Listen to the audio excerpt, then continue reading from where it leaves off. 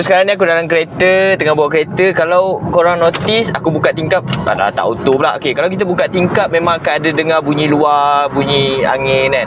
Korang tahu tak, dengan satu klik je menggunakan Holyland Lux A1 ni, korang boleh hilangkan semua bunyi-bunyi di luar. So korang memang, yang ini memang AI lah. Memang mungkin suara dia agak pelik, tapi membantu untuk korang yang shoot dekat tempat yang sangat-sangat bising. Construction site, kilang mungkin. Okay, tapi kalau macam aku lagi prefer yang macam ni. Sebab apa tau, normally kita dengar, otak kita ni fikir memang naik kereta mesti bunyi angin je kan.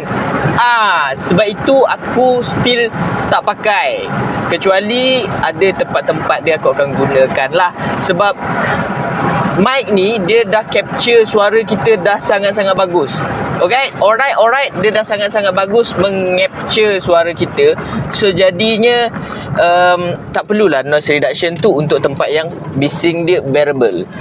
Kalau bising dia teruk sangat macam dekat, yelah macam tadi construction site ke, dekat mana lagi tempat bising-bising, concert ke kan, terlalu bising boleh lah guna. Tapi kalau setakat bising yang normal, yang orang akan macam, oh biasalah tempat tu memang akan bunyi macam tu pun, as long as dia boleh tangkap suara kau, dah okey dah.